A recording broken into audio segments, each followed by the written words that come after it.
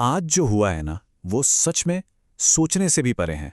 देखिए, क्रिप्टो का क्रैश होना, शेयर बाजार का गिरना, ये सब तो होता रहता है। लेकिन सोना और चांदी, जिन्हें सबसे सेफ माना जाता है, उनका इस तरह से गिरना, ये कुछ और ही कहानी कहता है। चलिए इसकी तह तक चलते हैं। सिर्फ 24 घंटों के अंदर मार्केट से $10 ट्रिलियन हवा में उड़ गए। अब अंदाजा लगाइए ये रकम कितनी बड़ी है। ये चीन की पूरी जीडीपी का लगभग आधा हिस्सा है। ये कोई छोटी मोटी गिरावट नहीं थी, ये तो एक फाइनेंशियल सुनामी थी जिसने पूरी दुनिया को हिलाकर रख दिया।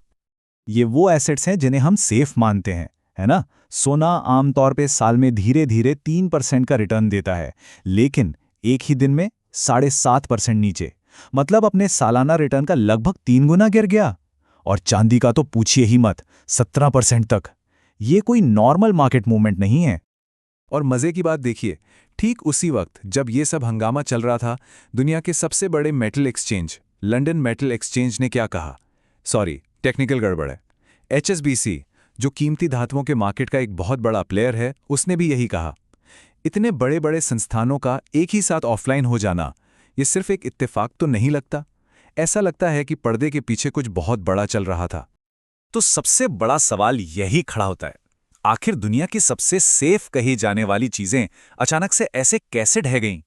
ये एक ऐसा सवाल है जो हमें एक बहुत ही गहरी और उलझी हुई कहानी की तरफ ले जाता है, जो सिर्फ बाजार के आंकड़ों से कहीं ज्यादा है।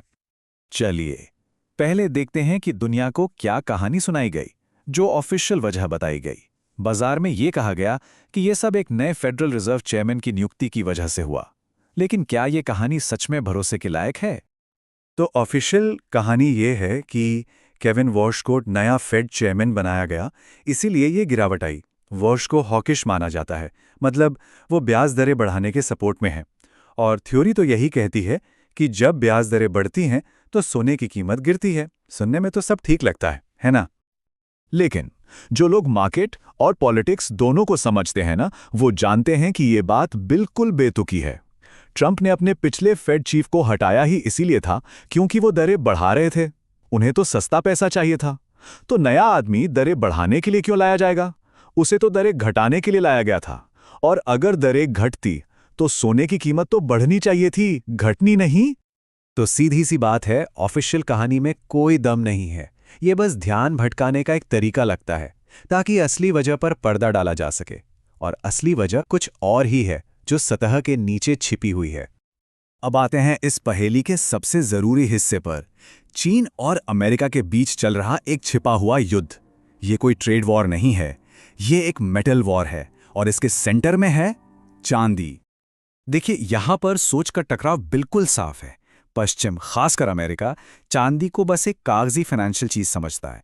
वो चाहते हैं कि कीमतें कम रहें ताकि उनका पेपर सिस्टम चलता रहे। वहीं दूसरी तरफ है चीन। चीन के लिए चांदी एक असली फिजिकल चीज है, जो ईवी, सोलर पैनल, सेमीकंडक्टर्स में लगती है। तो चीन क्या चाहेगा? वो चाहेगा कि कीमतें आसमान छुएं, ताकि उसके पास जो असली चांदी पड़ी है उसकी कीमत बढ़े और उसका मुनाफा भी। और ये सिर्फ कोई हवाई बात नहीं है। आंकड़े खुद देख लीजिए। शंघाई, जहां असली यानी फिजिकल चांदी में ट्रेड होता है, वहां कीमतें हमेशा लंदन और न्यूयॉर्क से ज्यादा होती हैं। क्यों? क्योंकि लंदन और न्यूयॉर्क में तो कागजी चांदी का खेल चलता है। ये इस टकराव का जीता जागता सबूत है। तो ये पेपर सिल्वर का खेल आखिर है क्या चीज?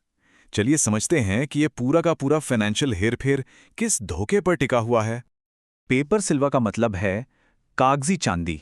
ये असली चांदी नहीं है, ये बस एक वादा है, एक कॉन्ट्रैक्ट जो कहता है कि हम आपको भविष्य में चांदी देंगे। मतलब इसका मूल्य असली मेटल पर नहीं, सिर्फ एक वादे पर टिका है। और पूरा का पूरा वेस्टर्न सिस्टम इसी एक धोखे पर चल रहा है। ये सिस्टम सिर्फ इसलिए काम कर रहा है क्योंकि कोई भी डिलीवरी डेट तक रुककर ये नहीं कहता कि लाओ भाई मेरी असली चांदी दो।